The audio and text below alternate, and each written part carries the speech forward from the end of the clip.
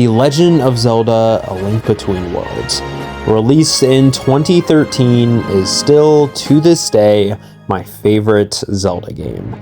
And not to say that I'm biased or anything, but I did play this game when I was 8 years old, and it was also my first Zelda experience. A Link Between Worlds, in my opinion, truly encapsulates what makes a game an adventure, what makes a game so thrilling to go through. And yeah, I'm just gonna say it right here, hot take, I think that this game is absolutely perfect, which is why there's going to be no critiquing in this one, but instead just praise. Because honestly, I can't even think of anything for myself to critique, which is quite the impressive feat in and of itself.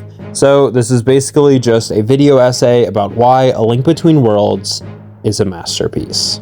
To start off with, I think it's mandatory to talk about some of the major changes that A Link Between Worlds takes the risk in beginning.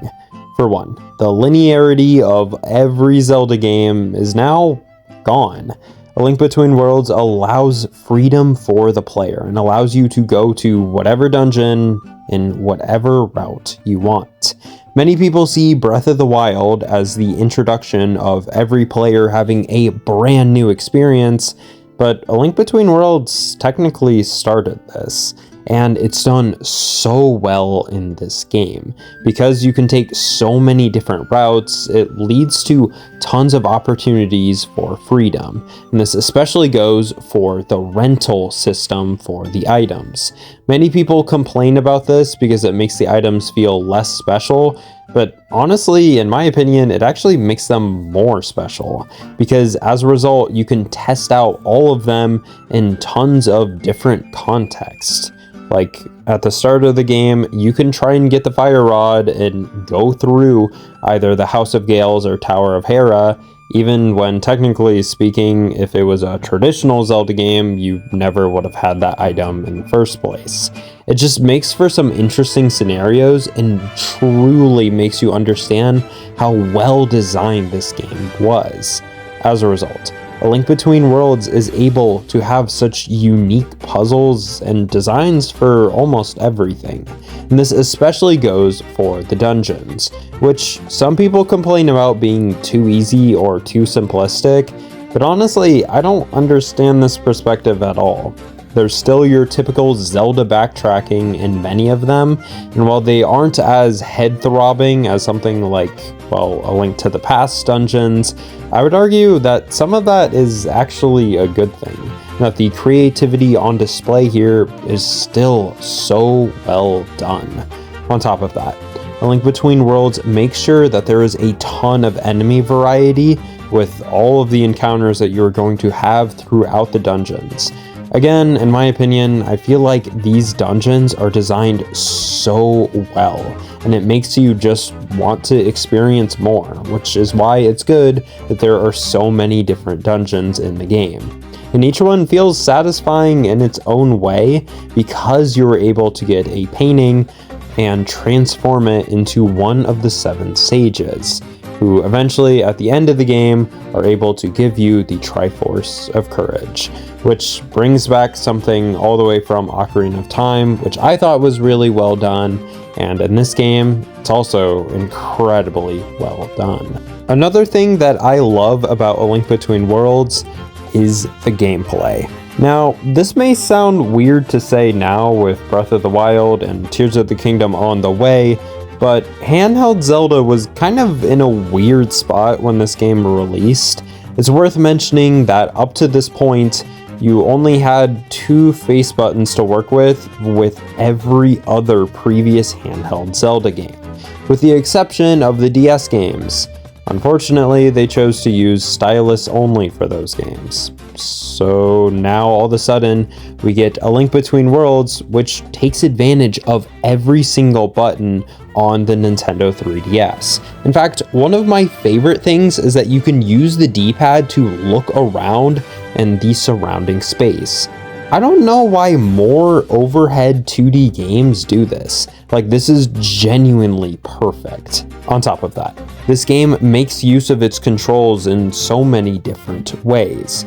Since you already have so many different items at your disposal, you can use them in different scenarios, especially to get the lost Mai-Mais. And there are 100 of them, and trust me, it takes quite a bit of time to collect all of them.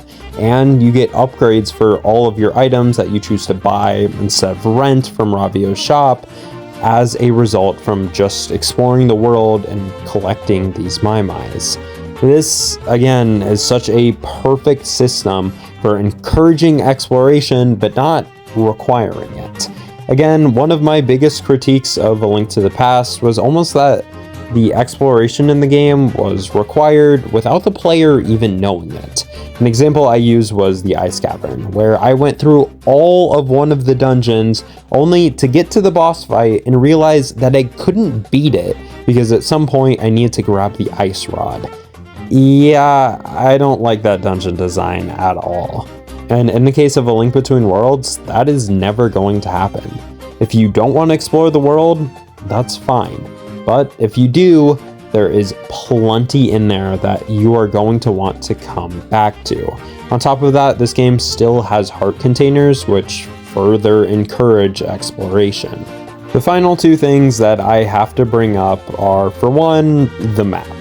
And the map of this game is slightly controversial because it's completely taken from A Link to the Past. And as an 8-year-old kid, I had no idea that this was a map from a game that released all the way in the early 90s, because it didn't really feel that way. The map from A Link to the Past, not only is it iconic, but it also has aged very well, to the point where someone playing it for the first time, such as myself 10 years ago, would never even have noticed. But for someone who has played A Link to the Past, it's more or less just another marketing thing to get them more interested in the game. And I would argue that it doesn't take away from the creativity at all, but instead encourages this game to take this map and change up some things from what you expect. But also the fact that Lorule is pretty much completely original, and being able to go through to both of those places is really fun. They could have just copied what the Dark World is in A Link to the Past, but they decided to do a different thing, and honestly, I kinda love it. There's so much creativity on display in this game, and one of my favorite displays of that is the whole painting gimmick. The fact that Link can just transform into the wall and go across to different areas creates so many puzzle opportunities and is done so well throughout this entire game. It is one of the most unique things I have ever seen in a 2D game, and it makes for some truly extraordinary puzzles, especially considering the elevation tricks that you can do, which are present all throughout the Tower of Hera. This game just uses elevation really well, which is an interesting gimmick given that I would argue no other Zelda game has used elevation in any sort of way, anything like this at all. A Link Between Worlds just does it so well.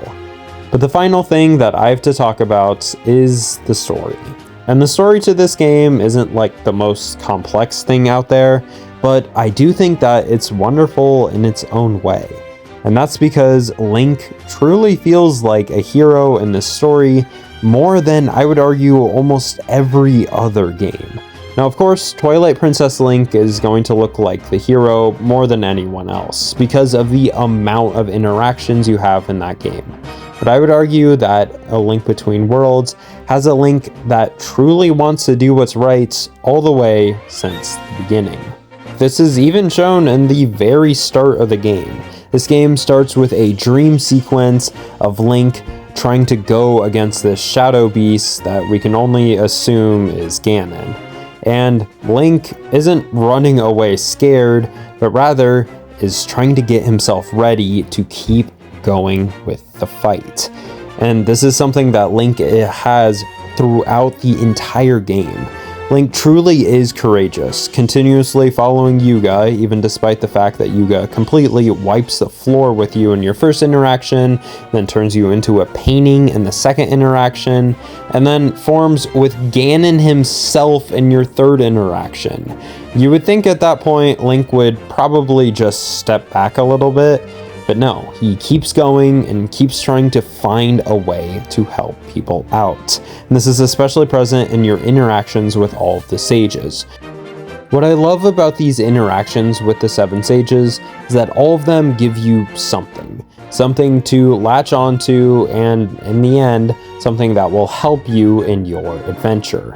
But something that I also love about the story of A Link Between Worlds is the twists. Now, if you haven't played the game yet, here's a spoiler. In the ending of the game, when Yuga is finally defeated, or so it seems, Hilda turns out to be a villain. And Hilda originally was the princess of Lorule, who was helping you out and trying to go through all of these dungeons.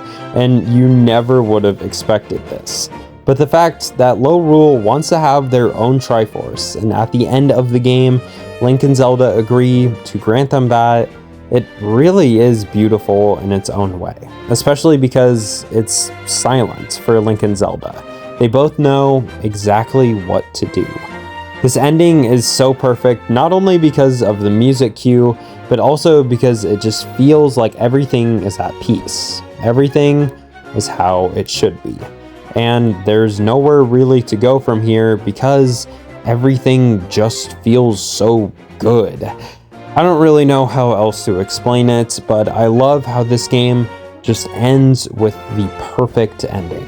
No question marks on whether Ganon is going to be back in the next game or anything like that, but rather just the feeling of peace and prosperity, not just in Hyrule, but also in Lorule. So yeah, it's without question that A Link Between Worlds is my favorite Zelda game, and also, for being honest, my favorite video game of all time. So it should be absolutely no surprise that I give The Legend of Zelda: A Link Between Worlds the undeniable perfect score of a 10 out of 10.